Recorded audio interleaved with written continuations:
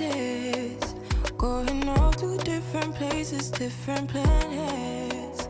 Watch your aura pass me by. Hi guys, welcome back to another vlog. So time check, this is around 7:02 and I'm just about to leave for work. So this week I'm on call, so that basically means I'm gonna be the senior doctor who's gonna be reviewing all the admitted patients, critical patients, all those patients of concern with the intern who does call.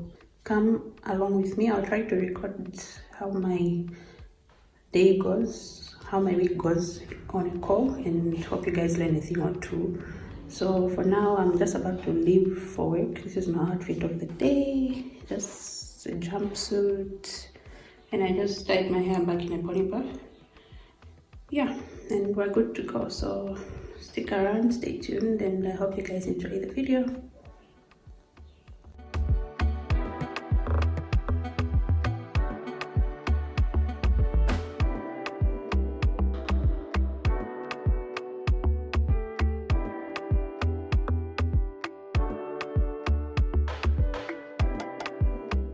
Oh, you don't even have poor friends. But you don't even have poor friends.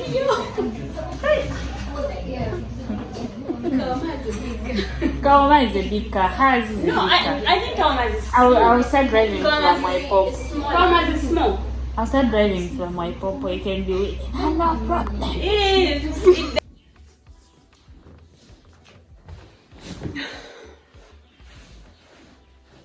Hi guys, so currently this is around almost 12 p.m. Yeah, so this is around 11:50 and I just got home. As you can see, I haven't been feeling well actually. Yeah, I wasn't feeling well at work. I started having like a headache which became so tense, like on this side of my head. So I had spoken to my boss and I got some permission to come back home. So yeah, this is me at home right now. I've actually not been feeling so well for the past days. Even over the long holiday, I've been having the same headache, and I take Panadol. It doesn't really help much. So I don't know if I'm just like overwhelmed, so I need more rest. But I noticed like when I sleep, I get some sleep, I feel better, because yesterday I had to like sleep from, that should have been around 19 p.m. up until 6 in the morning. I had to just sleep, and when I woke up in the morning I felt better, like the headache was not there anymore. But then I noticed I start to feel it again when I'm like maybe stressed out or doing a lot of work. So yeah, I just got the rest of the day off. I'm on call, but I was just like, I can't do this, like I can't manage. So yeah, I'm home now. Yeah, hopefully nothing serious will occur at work and I don't have to go until tomorrow. Yeah, otherwise like the post-admission one was really pretty much easy today. It wasn't like so busy. We only had like three patients in the admission ward and one patient in the main ICU. So we only had a total of 4 patients, you guys. Like the rest of the wards are empty. The HDU is empty, there are no patients there. So we only had patients in the main ICU and in the admission ward. Yeah, so the 3 patients who were in admission ward, the first one was initially admitted for seizures throughout epilepsy. So 4-year-old female admitted for seizures throughout epilepsy, presented with sudden history of loss of consciousness after experiencing some headaches and drooling, and then she started like shaking her head and she lost consciousness. Yeah, so I'm really skeptical. I don't really think that could be a seizure. I feel like it was more of a syncope, because the only prior history of having a seizure was when the child was 7 months old. Yeah, other than that, she's never had like seizures throughout all this time, only until yesterday. So it's really difficult to tell if it was a seizure or not, because like it wasn't, the information is coming from the parent Yeah, so none of us at the hospital observed the seizure.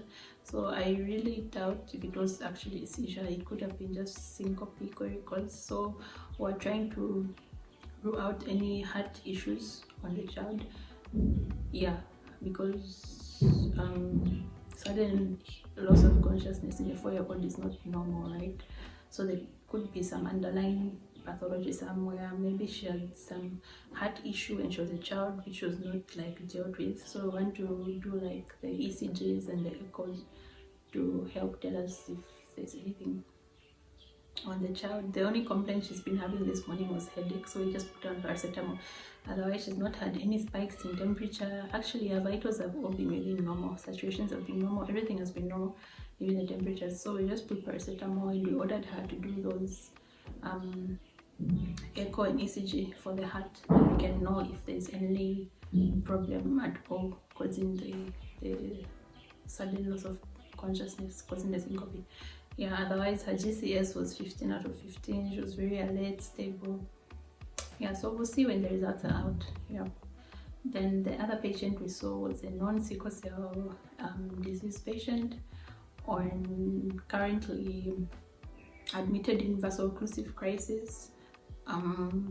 Yeah, he presented with the same vaso-occlusive crisis, and we had to transfuse him yesterday, so he got 1 unit of blood yesterday. And today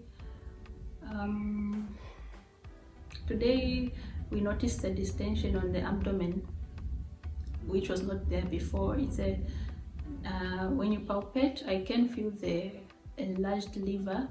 Yeah, it's like about 6 centimeters below the costal margin. Yeah, otherwise it's non-tender, but there's like marked distension of the abdomen.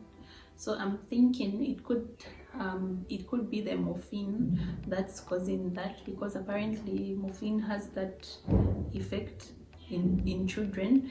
It can cause constipation. Yeah, because the other thing I forgot to mention is that this child is actually been having constipation for 2 days. He's pressing flatus, but he's not able to open bowels. Yeah, so I feel like it could be the morphine causing that, but then we'll do further investigations. Like we're gonna do an abdominal x-ray, erect and supine, and we're also gonna do the ultrasound, of course, and a chest x-ray also. Yeah, so that's the child we have. Currently he's on hydroxyurea, folic acid, ibuprofen. Yeah, we're trying to avoid paracetamol because of the liver that's already enlarged. Yeah, so that's the second patient we had in admission ward. Yeah, then the third patient was ex-premature 7-month-old female admitted for yeah, so she's a non-cerebral palsy patient. She's got cerebral palsy because she was premature. Remember, prematurity can predispose children to having development of cerebral palsy later on, because you know with prematurity most of the organs are not developed, right?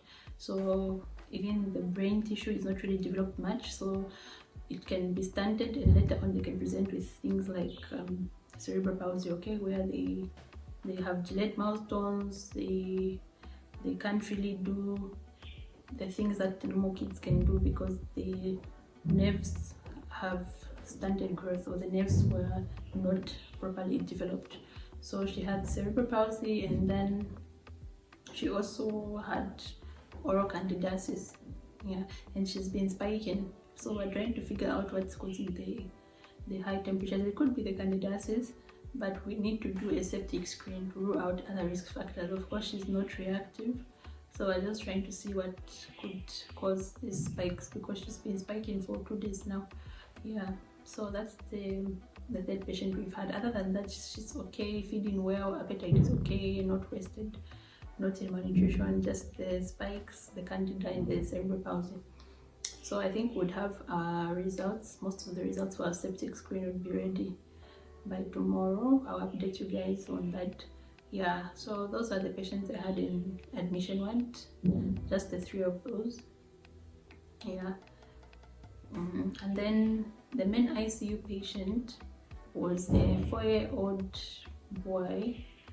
Yeah, 4-year-old boy who was initially being managed for status epilepticus, which has since resolved, but currently we're managing for meningoencephalitis. So if you guys don't know what meningoencephalitis is, that's basically an infection of the brain tissue or the meninges of the brain, which can either be caused by the bacteria, viruses, fungus, or parasite. In this case, it's more of a viral infection. Yeah, which could, the most common cause is herpes, right? Yeah, it's more of a viral infection. So we are treating the boy with acyclovir. He has to take it for at least 10 days. And yeah, we're treating with acyclovir.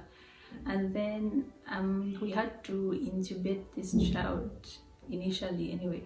Yeah, he's been intubated for a while now. I think it should be more than a week now. We've tried to wean off intubations, but every time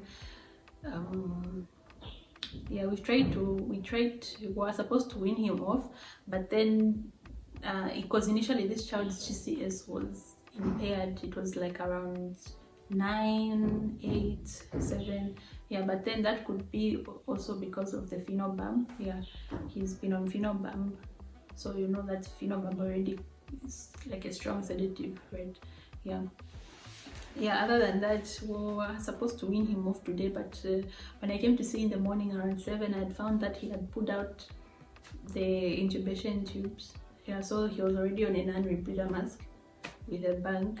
So the SATs were he was on a non-rebreather mask at 10 liters per minute, and the SATs were at 100%. Yeah, though the only worrying thing was that like there was so much chest indrawings and distress. You could tell like there was so much effort when breathing, like the chest was indrawing so much, and the respiratory rate kept going high. So from 26 it went to 30, it went to 40, finally it reached up to 54, and we're like, yeah, no, we had to re-intubate him. So currently he's back on intubation with propofol, though we're going to stop the propofol, and then we try, when he's fully awake, we try to put him on the CPAP and see. Yeah, because he's been intubated for so long, we need to get him to using his lungs on his own. Yeah, and then the other thing with this child is that we're suspecting he could also have an aspiration pneumonia, because every time I auscultate the chest, I get like hoarse crepitations which are like scattered, and then I also like have occasional crackles. So I feel like he has aspirated something, and we have put him on metronidazole and commenced yesterday, and also ciprofloxacin, which has been there for some time.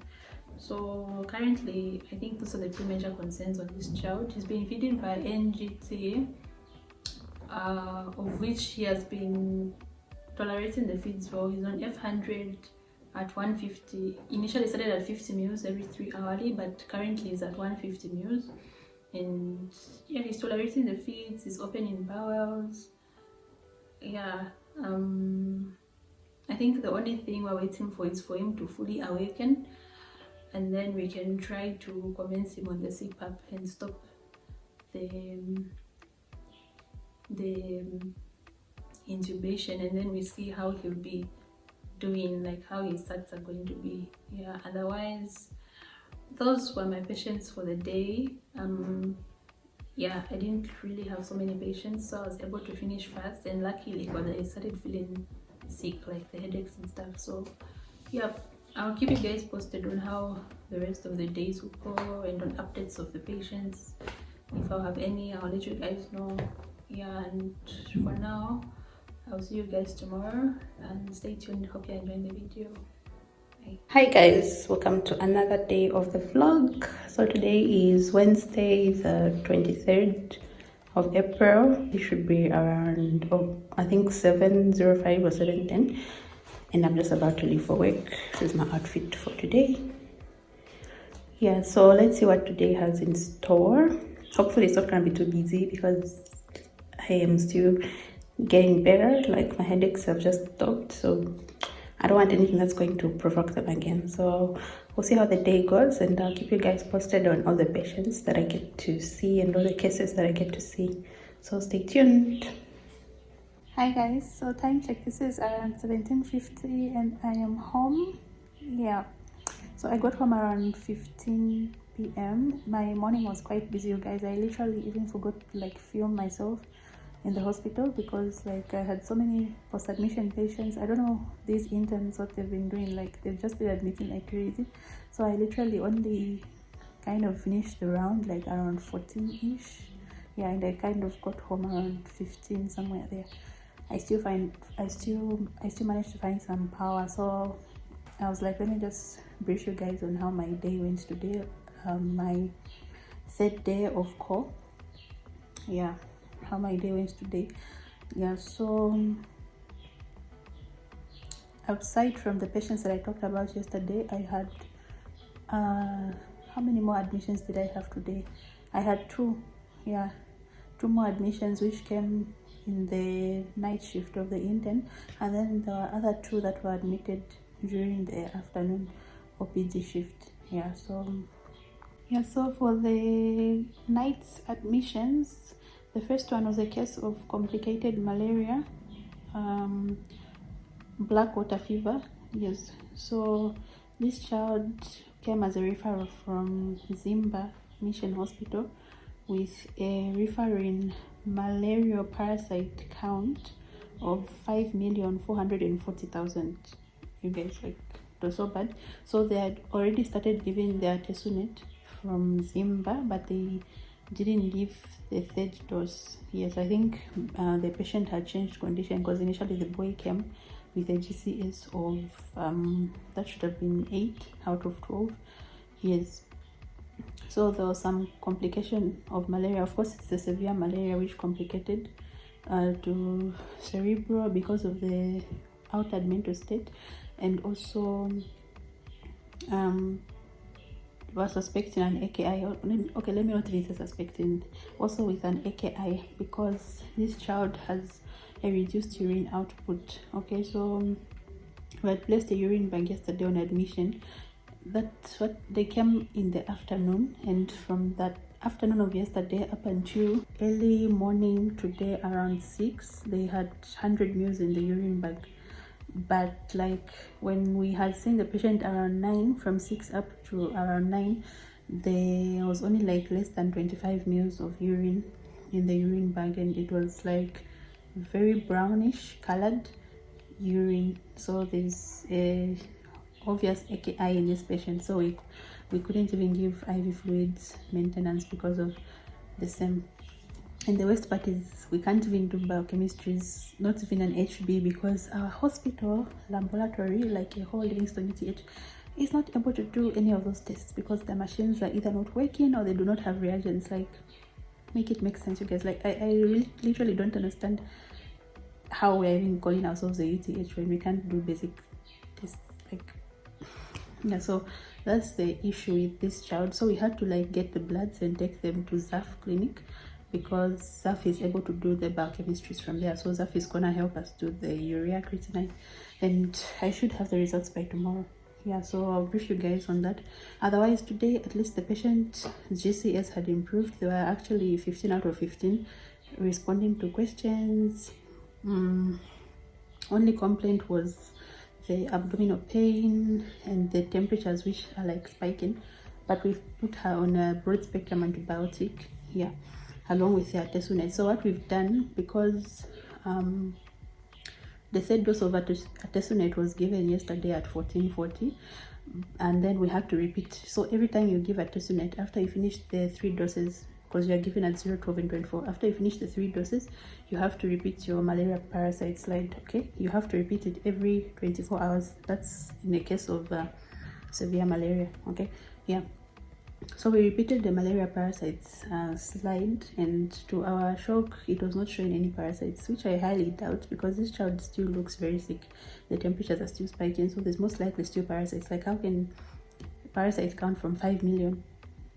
And then from nowhere it's like no parasites in here. So I highly doubt that result. So we're still treating with tesunet. What we're doing is now we're giving it as a single daily dose IV. So we're using the same 2.4 milligrams per kg, and we're just giving it as a once daily dose. And then we're waiting for the biochemistries because we need to know our liver function test, our urea creatinine, and then it can help us in the management of AKI, right? Because how are we going to manage AKI? We don't have biochemistries, literally.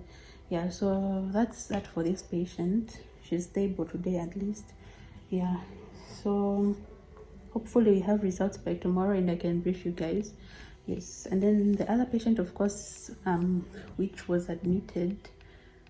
Anyway, there were a 4-year-old child. They came with hypoglycemia of RBS of 0.6 millimoles, and the history is that the child had not eaten since yesterday 18 hours. You guys, like, I felt so bad. Like, apparently the child lives with a grandmother and the parents haven't been with the child. Anyway, the story I was told is that the parents have got another child who's got a cleft lip, who's sick, so they took him to Kalomo for like treatment. But then the grandmother who's keeping the child says she's been with him since he was a little boy, like since he was months old. So I don't really understand if it's like child neglect or they don't really like pay attention to the baby. I don't know, because how are you not feeding a child who is 4 years old from 18 hours of the previous day? Like, I don't understand, honestly. But then they were like, no, we feed the child, we give him food, but then it's not tolerating because the RBS is low, like, so make it make sense. Yeah, so we had to give 30 mils of 50% dextrose, and then the sugar went to at least 3.2.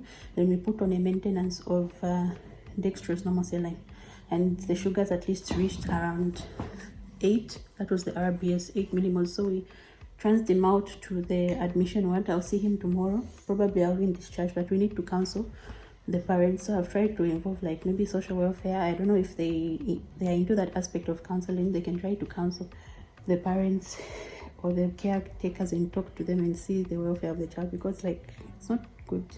Yeah, so that was that.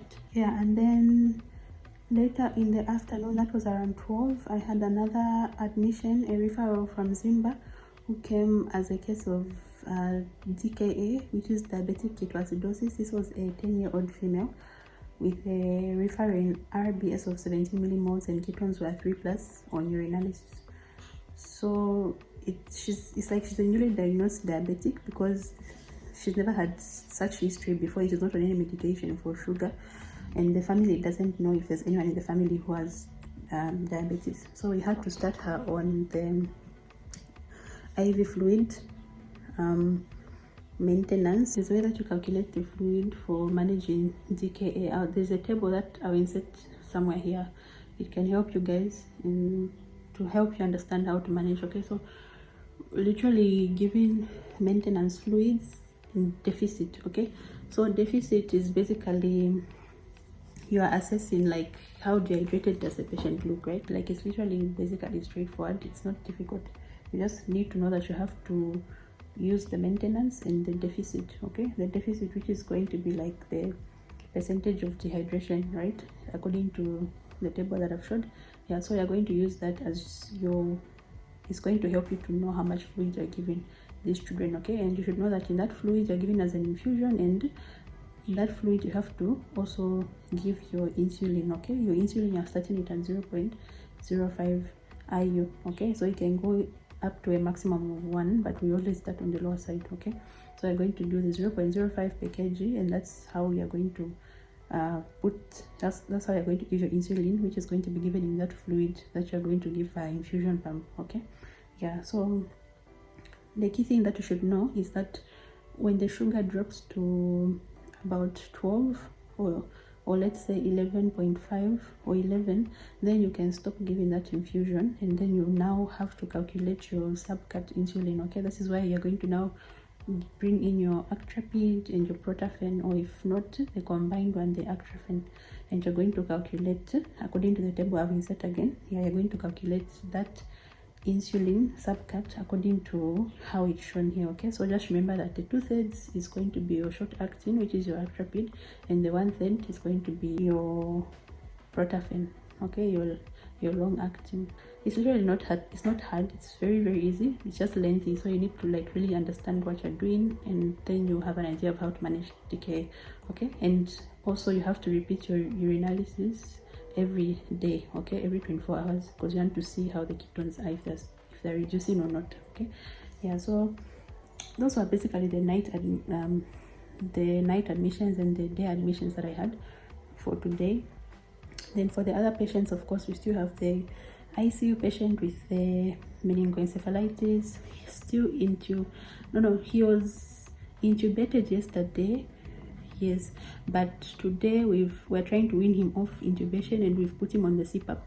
So hopefully the SATs are doing well on the CPAP, still 96, 97. So hopefully he does well, because this boy has been like 11 days in the hospital and he's been intubated. So we really need to wean him off. Yeah. So hopefully he responds. Yeah. Otherwise, there's nothing really much new on the child. It's just really the same, trying to wean him off. Continuing him on the phenobarbital because he's a non-epileptic. He initially had status epilepticus, which had resolved, and now we are managing as meningoencephalitis. Yeah, with the reduced GCS. Currently, even today, the GCS is still at 9 out of 15.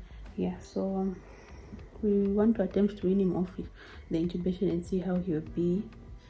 Then we can know when we can possibly discharge him. Because the other concern with that child was that he had aspirated.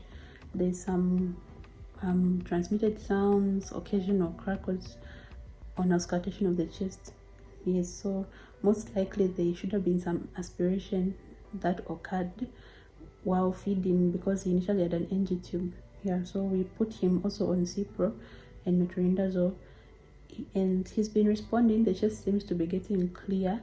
The only issue we're having is that the temperatures keep spiking, but then that should be because of the meningoencephalitis. It takes time for the medicine to reach because of the blood-brain barrier. Yeah, so we need to give time for the medication to work. Yeah, aside from that, it's also on a cyclover, so that should also help. Yeah. So which other patients? Yes, the other girl who had the suspected seizures, but we're thinking it was more of a syncope.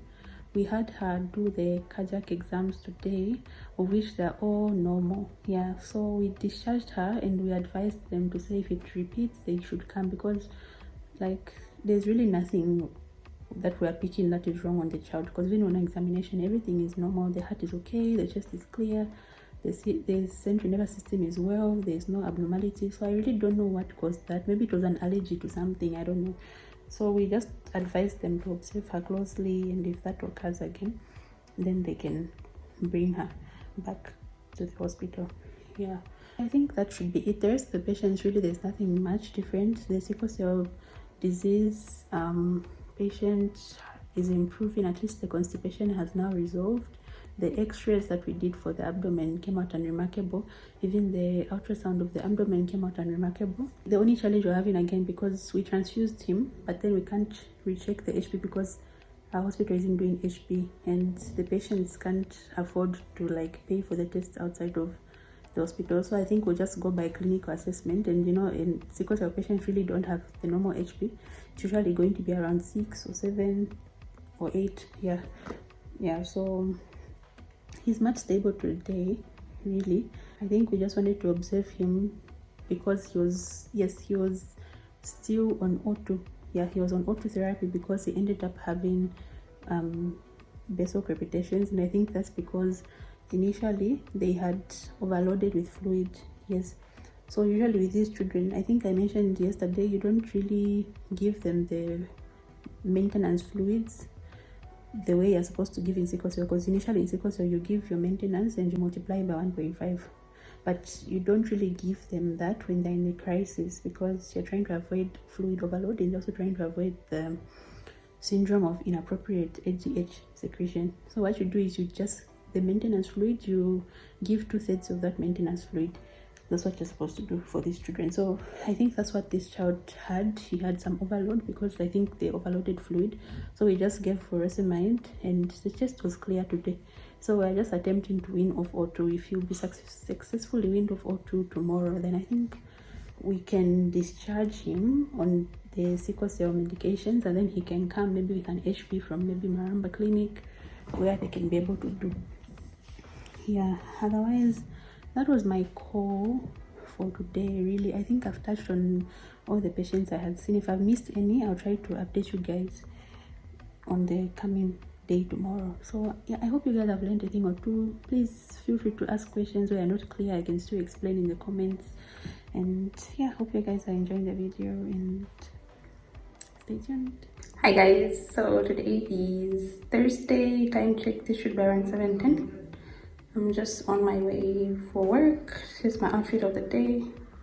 I love this top. It was my mom's. It's cute. And just the black trousers. Yeah. So I'll catch you guys later. Hope you enjoyed the vlog and let's see what the day has in store for us. Okay, bye.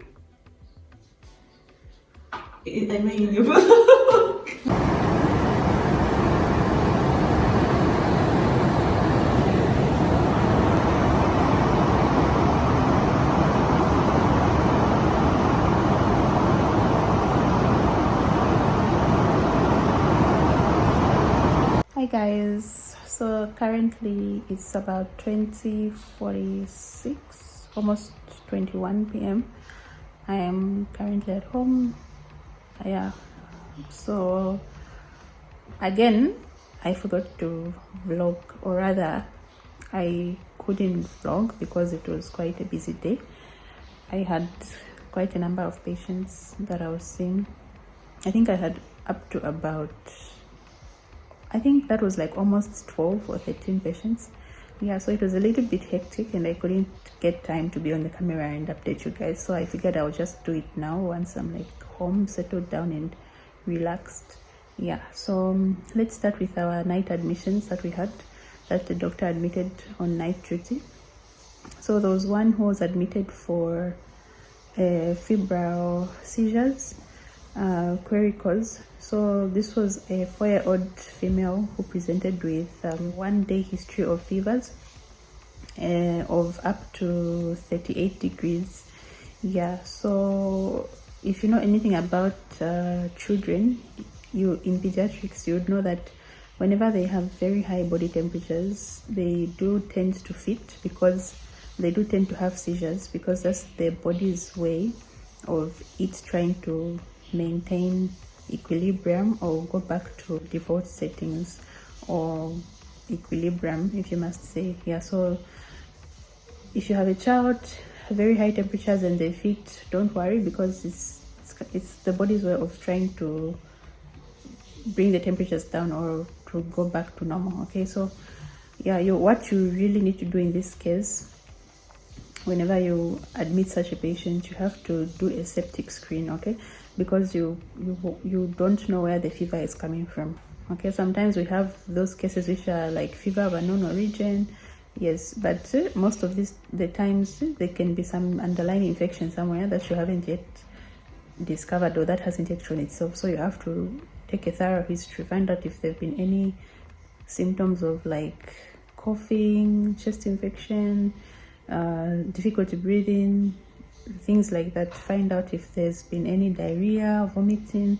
Find out if there's been any pain when urinating or blood in urine. Find out if there's been history of travel, like when you're suspecting malaria. Okay, so you want to rule all those things out, and those are the examinations that you're going to do. You're going to do your malaria RDT and MPS.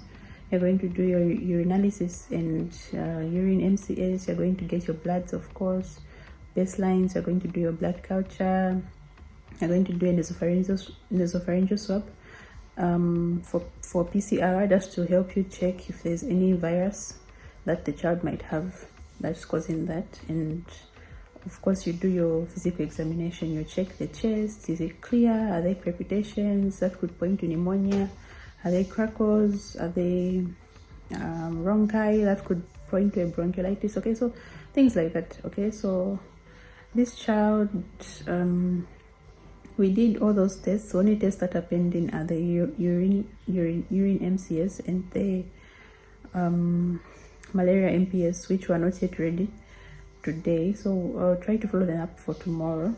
Yeah, otherwise usually you can of course give them antipyretics like paracetamol to help the temperatures resolve, and you can of course put them on a short antibiotic course, and you wait for the tests to come out, the lab tests to come out. Yeah, so that was one case that I had.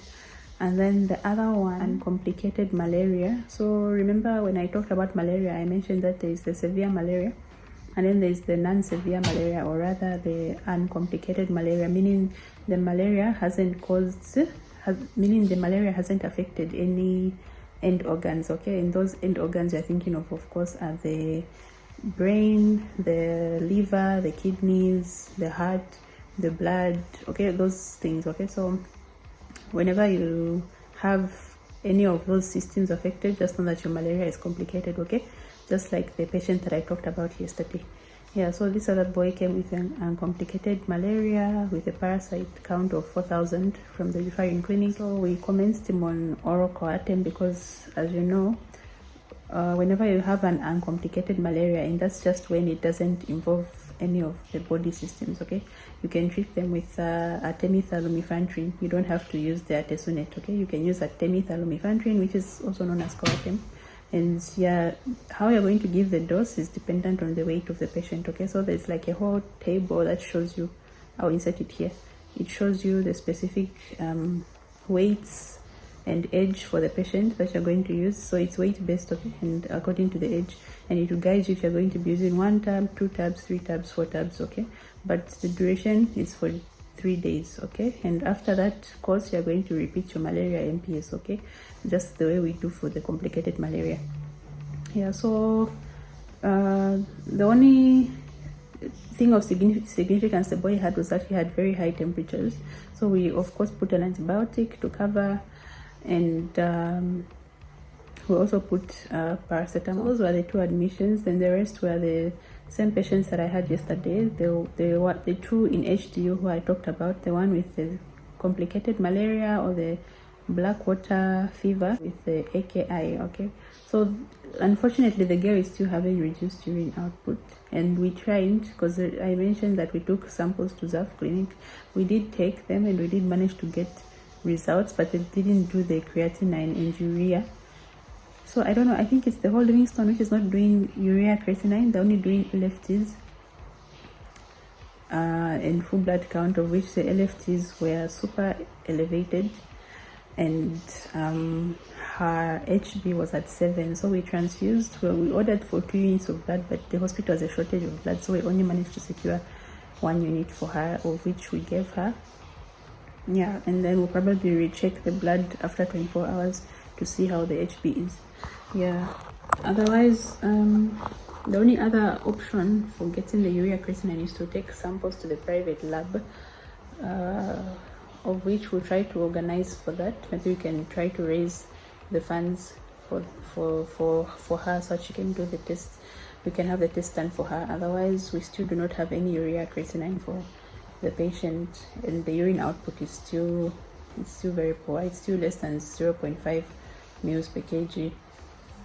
So the only thing I noticed on the urine was that instead of it being very dark, it started changing color and becoming more lighter. So that should be some improvement, right?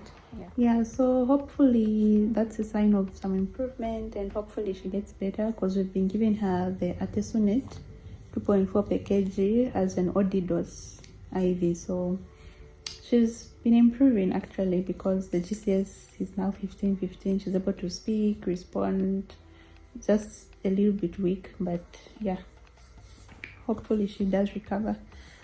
And then for our other patient with the DKA, I remember I mentioned that we had started them on the subcut insulin at 0.05 IU per kg per day.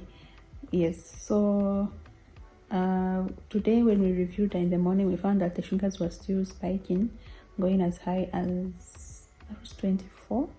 Yeah, so we had to increase the dose of the insulin, because you can start from as low as 0.05 and go up to 0.01. So we put it at 0.08. So hopefully we'll see some improvement. Yes, and we also got the nutritionist to counsel her on the diets, the diabetic diet, those kind of things. Yeah, otherwise her urinalysis has been improving. There's been no ketones that have been found. Yes, just some increased leukocytes. So she probably also has some infection, some UTI going on, but we've covered her on antibiotics. So yeah, that's pretty much it. We'll see tomorrow. I'll give you guys another update. And then for our main ICU patient, the boy is still intubated, you guys. Like, we tried to wean him off yesterday. We put him on CPAP, but he couldn't sustain on the CPAP. His respiratory rate like went as high as 70, so we're just like so we put him back on intubation, and I just hope this kid will pull through, man, because it's been like 12 days on a vent, you guys. Like, I feel so bad. I just hope he hasn't gotten used to the vent and his lungs are not like working properly on their own, because that really won't be good. So yeah, just hope he improves. Yeah, otherwise that was pretty much it today. Nothing much. Yeah, I'll keep you guys posted tomorrow. I really hope I can vlog more and show you how I work around the hospital. Yeah, so stay tuned and enjoy the video. That's the part now where you now check your RBS. You also give, I think, is it the first dose of adrenaline? Yes, and then you go to your last ventilation breaths with your chest compressions, your second dose of adrenaline, and maybe your normal cell. So this baby still needs this. You know what you're doing next.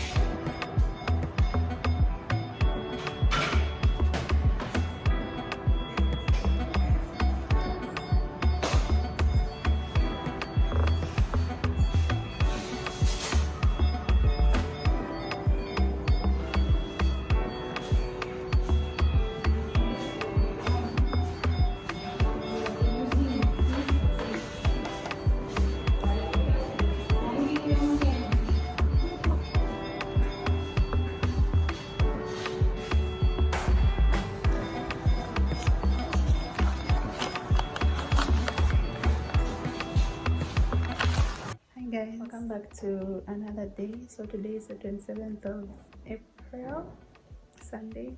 I know you guys have like missed 2 days of vlogging, a week in my life as SRMO on call, but I can explain you guys, okay? Like, it was so hectic, you guys. Like, the past 2 days have been bad, especially yesterday, you guys. Like, let me just start from Friday. Friday wasn't really bad because I managed to leave work at least around 12. Yeah, I didn't have so many patients.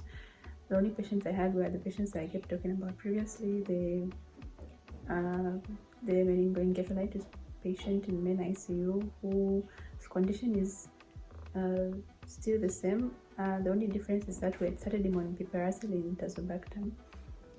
Today he'll be day 3 on it. Yeah, day 3 on it, and his temperatures have been normal after starting that antibiotic. So at least he's responding to that antibiotic. The temperatures are okay. The only issue we're having with him is that we're still failing to wean him off the ventilatory support. He's still on the vent, you guys. Like, every time we try to wean off, his respiratory rate goes as high as 76, 75. Yeah, so it's been really challenging. We feel like his lungs have gotten used to using the vent, so it's really difficult because currently we are still keeping on a vent, but we're trying to put him in SIMV. Just basically means switching from spontaneous respirations to machine assistance or ventilations. Yeah, so that's basically that for the child. Like there's nothing really new, just trying to wean him off the vent because he's going to be, I think he's now like 2 weeks just on a vent, you guys. So I think I'll talk to my boss tomorrow so that we can go and see the child together with the consultant. That's the head of the department. Maybe the consultant can have a different approach to this patient. Yeah, that's that. And then the other 2 patients were the DKA patient who currently has resolved DKA. The urinalysis that we've been doing daily has showed no ketones. It's been showing plus, just 1 plus, but today it was like trace. And the only challenge also with her is that the sugars keep fluctuating. Yeah, so I think it's more of a diet thing because already the insulin subcut that she's getting is already at the maximum of 0.1 international units per kg per day, so we can't go higher than that. So I think it's just the issue of diet. We need to talk to them again about what they can and what they cannot eat. Otherwise, today's latest fasting sugar in the morning at 6 was at 16 millimoles. That was before she ate and before they gave insulin, because they give her at 6. Yeah, so they gave the insulin at 6 in the morning, the short acting and long acting, and then the sugar drops to 3.3. We are kind of low because the cutoff is like 3.5, but yeah, not so far from 3.5. Dropped to 3.3. Yeah, so we told her to eat some brown bread and to continue doing the RBS profile. Otherwise, like literally she's stable. The only challenge is like the sugars keep like, yeah. So we just need to counsel them on what they can be eating. Like we've been trying to tell them, but I feel like we need like to call back the nutritionist to talk to them because it's like they still eat like those refined foods, white bread, yeah, those things when they're supposed to be taking like the brown breads, groundnuts. So that's sad for that patient, but I transferred her out of HDU today because she was really stable. Really, there was nothing much, it's just the hyperglycemia. So yeah, and then the other patient who had the complicated malaria, the black water fever, has drastically improved, you guys. Like we gave her artesunate OD doses for 4 days and her AKI has completely resolved. Like her urine output is now above 0.5 mils per kg per hour. Today's was at 1.5 mils per kg per hour, which is so good. So we even removed the catheter and commenced the coartem for her. So coartem, that is artemether-lumefantrine, okay? It's what's used to treat uncomplicated malaria. Yeah, so in cases of complicated malaria, you start with your artesunate as your baseline. Then after treating with your artesunate and there's remarkable clinical improvement and negative parasitemia on your MPS, then you can switch to your coartem for 3 days. So the coartem is weight based and it's also based on the age. So you follow the age and the weight. It's going to guide you on how many tablets to use. But the course is always given as a 3-day course, and on day 1 they're taking a start dose, and also after 8 hours. The day 2 and 3 is gonna be 12-hourly doses. So that's what we're on for now. We also moved her out of the HDU. She's very stable, walking, speaking, GCS intact, 15, everything is good. So I'm really proud of myself and my team, my interns, for that one, because really we really managed that patient well and she's recovered. So I'm just so happy. I'm so happy when I see these guys. Yes. And then what other patient I had? Oh, the other boy who was non-sickle cell patient in a crisis resolved. Today we saw him. He's at least managing to be off auto because his sats had been around 97, 96, 98 when we monitored for about 30-40 minutes. So we'll probably discharge. So I told the intern covering the ward in the afternoon to check again the sats, how they'll be in the afternoon. If they'll still be stable, then can discharge them via surgery because he has got a reducible inguinal hernia. They might need to work on it. Yeah, because he's, how old is that child? 4, 5? Yeah, they might need to work on it. So yeah, that patient has stabilized at least. Yeah, so for today, the criticals I had, well, actually they came yesterday. Yeah, so I really couldn't manage to vlog on Friday because after I saw the patients, I had left at 12. I needed to change my hair, you guys, because the old hair I had was like looking so bad. So I went to have my hair done. This is what I use. I think it's called ponytail. Yeah, I think it's called ponytail. Yeah, I used 3 ball. What am I telling you? Yeah, so I did this hair, new hair with that. Yeah, so that's what I did on Friday, and I went at 12. I figured I'd finish late, but I didn't think I'd finish that late because I got home at 22 p.m. you guys, and I was super exhausted. I just came to bath and sleep. Yeah, so that's how I didn't vlog for Saturday. That's how I didn't vlog for Friday, sorry. And then Saturday came. I went in the morning, of course, thinking I'm gonna like knock off early because it's the weekend, right? Like I was fooling myself because I was still in the hospital up until 18, guys. I left the hospital at 18. I was from morning, guys. I got there around 7-8, and I left the hospital at 18 because like I don't know, for whatever reason, but like I kept having serious referrals that kept coming. It was a bad day. I like just had to be there. Like I couldn't leave the interns because I knew if I leave, like they're gonna call me back. So I might as well just stay and like help them with the patients. So yeah, so how many admissions did they make on Saturday? Which were critical? Okay, so the most critical one, which I want us to talk and run through, was the severe malnutrition patient who came in septic shock. Okay, so if you guys are not familiar with shock, you need to go and read on shock because there are several different types of shock. Okay, you can have septic shock, which is because of the bacteremia in the body or systemic inflammatory response syndrome, SARS. You can also have a cardiogenic shock when the heart is failing. You can also have the hypovolemic shock when there's reduced fluids in the body. Okay, there's so many different types of shock, so that just go through it, read and understand. Okay, so this patient came in septic shock, and he was actually treated here previously for severe malnutrition in a RVT exposed child. Yeah, he's a twin actually, but the twin sister was okay. She didn't come with him yesterday. He came alone. So he gave a history of anyway, the mother, he's a 9-month-old boy, male. The mother gave a history of the child having diarrhea for one day, which started the previous day at 16 p.m. And the mother said she couldn't count the episodes because there were so many and they were just like watery diarrhea. And she says the diarrhea worsened from midnight coming to the morning. It like worsened. She couldn't again count and estimate. It was uncountable episodes. And then she took the child to the local clinic at 6. No, she took the child to the local clinic at 8 in the morning, and then the clinic, I don't know for whatever reason, kept them there the whole day and then brought them only to us. That was, what time did that patient arrive? I think that should have been around 14 or 15. Anyway, it was in the afternoon after 12. Yeah, they arrived. So the child was really in septic shock, and you can tell there are parameters you use, okay, like clinical assessment that you can use to tell you if the patient is in shock or not. So the first thing was that this child had cold extremities. Okay, cold extremities meaning the cold feet, cold hands. Okay, super cold, but the body was super hot. And the temperature, okay, you check your vitals. Okay, that's one thing that's going to guide you. So you check your vitals, your temperature is going to be spiked. Okay, that's one indicator of sepsis, okay, or septic shock. So the temperature was 39 degrees, 39.1 if I believe it, 39.5 if I believe, yes. Then the pulse was like 160, which was so tachycardic, and the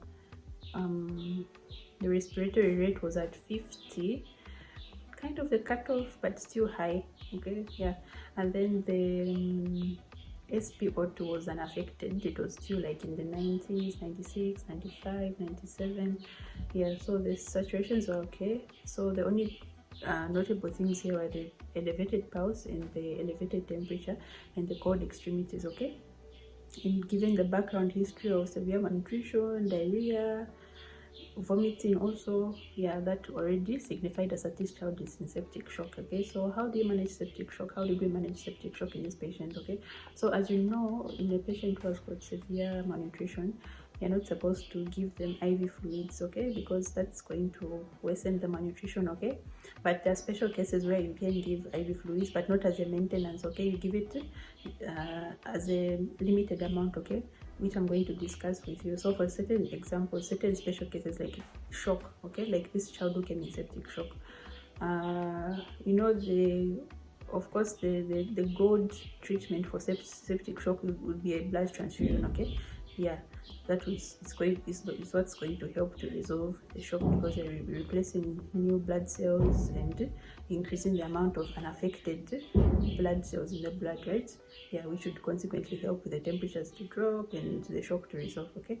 But sometimes you don't have your blood there and then, okay. It takes time, especially in our third world country setting. Those things take long, okay. Maybe it might take an hour or two until you're able to access that blood, okay. So what we do in this case, septic shock in some, we are going to give a bolus, okay, a bolus of half strength diurese. If no half strength diurese, you can use Ringer's lactate, okay. So you're going to give a bolus which is going to be 15 ml per kg, okay, of either half strength diurese or Ringer's lactate, 15 ml per kg, to run in 1 hour, okay. So that should run in 1 hour, and as that fluid is running, so they need to put it on an infusion pump, okay. Yeah, it needs to be put on an infusion pump. It runs for 1 hour. As that fluid is running, the vitals of the patient should continue to be monitored every 10 minutes, okay. So every 10 minutes you're going to be checking your temperature, you're going to be checking your pulse, you're going to be checking your saturations, you're going to be checking your respiratory rate, okay, because you want to see, like, you want to know, is it improving or it's not, okay. So if you see that after 1 hour there's improvement, then well and good, you can go ahead and continue with your normal SAM management, which in this case would be to give them Rizomol for the first 2 hours because they're having diarrhea and vomiting, and then after the 2 hours you start alternating your Rizomol with your F75, okay. Yeah, which would be that would be a max of 12 hours, okay. Yeah, so in this case, in this child, after giving the first bolus, the child did not improve, so we had to repeat the same bolus again for another 1 hour, okay. So septic shock, 15 ml per kg of half strength diurese or Ringer's lactate to be given in 1 hour, and monitor vitals every 10 minutes while doing that, okay. If there's no improvement of the patient, meaning the vitals are still abnormal, temperatures are still spiking, pulse is still high, respiratory rate still high, then you can, you're allowed to repeat that bolus for the second time, okay. So you are going to give your 15 ml per kg of the same half strength or Ringer's 1 hour again, okay. And you're going to continue assessing your temperatures, your vitals every 10 minutes, okay. Yes. So if still no improvement, okay, for this child, like in this child's case, so initially when we gave the first bolus of fluid, the pulse had dropped from 160, it was now around 150s or so, and the temperature had gone to 38.1 from 39 degrees, okay. So there was some improvement, but not really, because it's still spiking and pulse was still, and respiratory rate had gone to, I think that should have been 47, 45. Yeah, still, yeah, not so much. So what we did was to repeat the bolus of IV fluid, of which we repeated, and after repeating it, there was some marked improvement, okay. The temperature had gone to 38.0 yeah, 38.0 from 38.1, and the pulse was from 150 something, the pulse was in the 140s range, okay. Yeah, and the saturations had gone, or the saturations were still in the, sorry, the respirations were still in the 40s range, okay. So what we did, okay, what you're supposed to do, so if you give your first bolus, your child improves well and good, you start your Rizomol the way I mentioned earlier, and your F75, okay.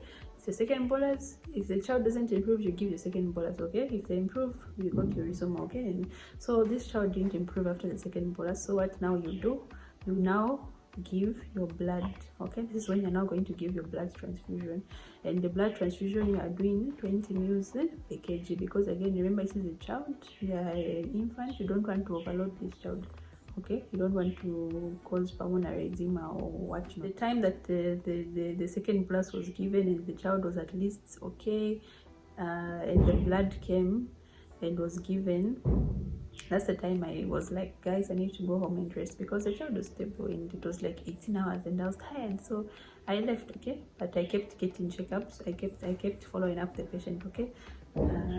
So today in the morning when I reviewed the patient, you guys, I was so happy. Because I had found the temperature was now 37.0. The pulse was now it was still like tachycardic, but it was around 110, 120s. The respiratory rate had dropped to like 38, 37. Yes, and the saturations were still at the 90s. Yeah, the capillary refill had significantly improved. It is now less than 3 seconds.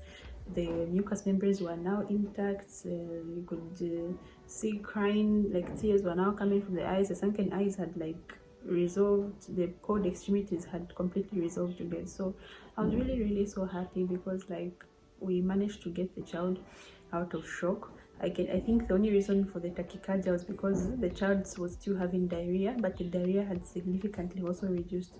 Today I'm told the child only had 4 episodes of diarrhea, okay? So what we had been doing, we just started the child on the SRMO for the 2 hours, and he was really taking the fluids well, like really drinking well, no vomiting or anything, taking well. So SRMO for 2 hours, and then after that we started alternating with the F75.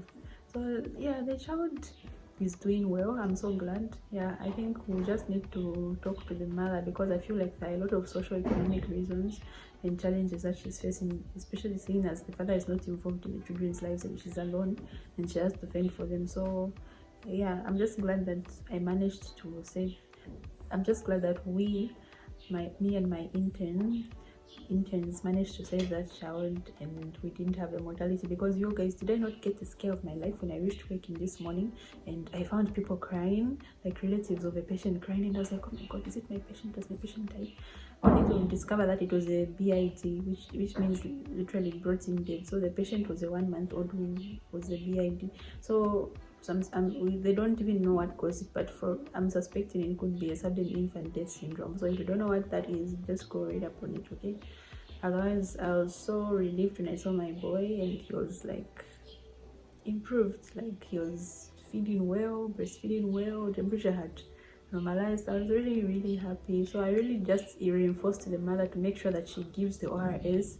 As long as she's seeing that there's diarrhea, she gives ORS, because I don't want to come to a situation whereby I go for work tomorrow and then I go and find the patient is back to square one. Like, guys, I do not want mortalities, please. Yeah, because I really hoped that my call would be so quiet and not have any mortalities, but I had a mortality, and that was one mortality, and that was the patient who was having a cardiogenic shock. I think I had mentioned it. Did I mention it? No, maybe I didn't mention it. Yeah, so there's a patient also who was initially not admitted in my call, but were already on the ward being managed for malnutrition, severe malnutrition.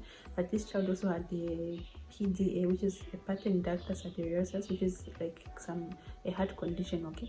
Yes, and they were already on like antifailures, furosemide, spironolactone, for that condition, okay? Yeah, so this was in the evening when my intern called me to say that he noticed that the child was tachycardic.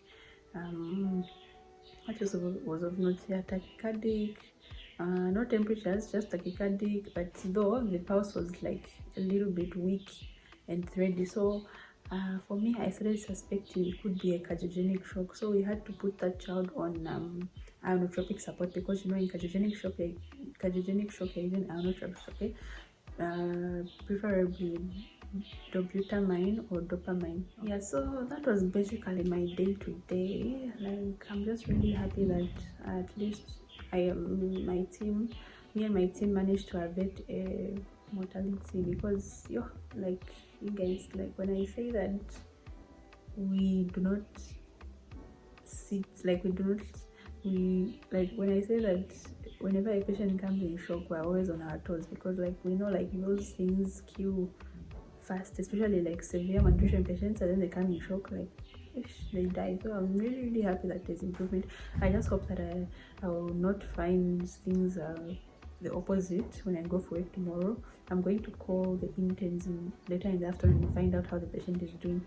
Yeah, otherwise that was my day today, guys. At least I managed to get home around, should be around 12, yeah, because now it's like I think almost pushing 13 hours. Yeah, I managed to get home at 12 and I was like, oh, I need to rest, because like this week I've just been busy, because like being on call is so draining, because we literally do 1 week straight and you're just on call. So yeah, I just thank God that we did our best, and I just pray that the patients keep getting better, you guys. So yeah, I really hope you've enjoyed this video. I hope you've learned a thing or two on management of conditions for patients.